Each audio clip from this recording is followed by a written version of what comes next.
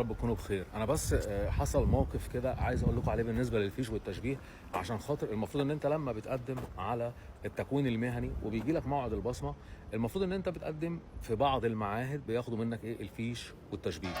فانت المفروض ان الفيش والتشبيه اللي انت قدمت بيه ده انت بتوثقه في وزاره الخارجيه، وبعد كده في سفاره البرتغال. بعد كده بتبدا ان انت بتمشي في الاجراءات بتاعتك، والموضوع بياخد من 5-6 شهور، ممكن يوصل ل7 شهور على ما بيجي لك موعد. وطبعا بترفع بقى قضيه وبتجيب الاوراق المطلوبه.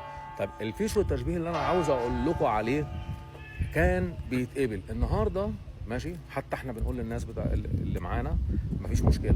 بس انا يوم 17 في حد جه، انا على فكره هنا في سانتريم برضو عندنا عملاء بتبصم اداره الهجره اللي هي قايمه ورايا اهيت، فبرضو بيعلقوا على ايه بقى؟ اي نعم انت جيت، اي نعم انت ما خرجتش بره البرتغال، اي نعم ما طلعتش بره البرتغال او ما طلعتش بره الاتحاد الاوروبي، ولكن في قايمه بتمشي وفي قايمه ما بتمشوش. حتى احنا قلنا للناس اللي عندنا اعملوا فيش جديد.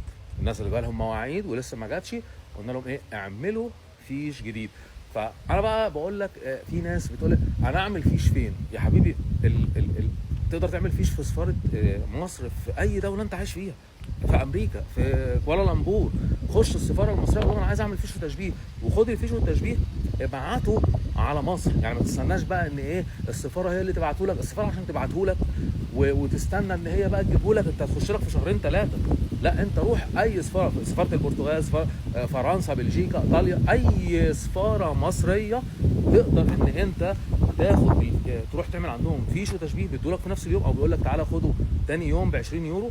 وبعد كده انت بتقدر ان انت تبعته لحد من اهلك، واخد بالك منه الدرجه الاولى من غير توكيل ومن غير اي حاجه. بلاقي ناس بتعمل توكيلات وبتاع مش عارف عشان خاطر الفيش من الدرجه الاولى، بيصدق لك عليه من الداخليه، وبعدين من الخارجيه، وبعدين من الداخليه، وبعدين من الخارجيه تاني، وبعدين بيوديه سفاره البرتغال وبعته لك بالدي اتش ال، والموضوع بيخلص. يعني لان هو لما بيديك اشعار بيقول لك تاخد نوتيفيكيشن مثلا يقول لك 10 ايام، فانت ممكن تخلي المحامي يمد لك ال 10 ايام دول برضه، عشان خاطر في ناس قلقانه. تقدر تمد ال 10 ايام دول مثلا لو انت الموضوع ممكن يطول معاك لشهر.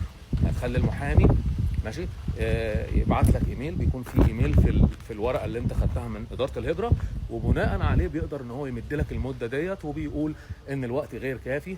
ف بتقدر ان انت يكون عندك وقت كافي ان انت ما تكونش قلقان، عشان خاطر في ناس برضو بتقلق من ال10 ايام دول.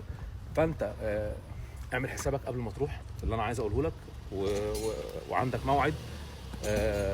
حاول ان انت حتى لو انت مقدم بالفيش والتشبيه في اي معهد في البرتغال تمام خاص بالتكوين المهني، حاول ان انت قبل الموعد تمام ان انت تعمل واحد جديد، عشان خاطر ورقك ما يتعطلش، عشان خاطر كارت الاقامه بتاعك ما يتعطلش. انا واحد من الناس كنت بقول للناس ما تعملوش، بس لما الموضوع بدا يكون فيه قايمه وممكن تروح قايمه عادي الموضوع يمشي. لكن انا بكلمك في ايه بقى؟ بكلمك ان في ممكن مثلا 1% 2% قايمه تقول لك مثلا من القايمات لا. طب ما تعمله. هتيجي تقول لي اصل انا عملته ورحت وعملته في وزاره الخارجيه ورحت عملته في سفاره البرتغال ومش عارف ايه. معلش، للضروره احكام، للضروره احكام. ربنا وفق الجميع.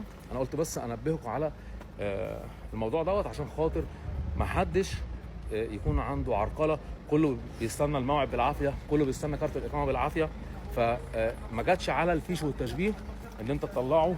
في الاول في الاخر انت اللي بتتعبهم اهلك في مصر.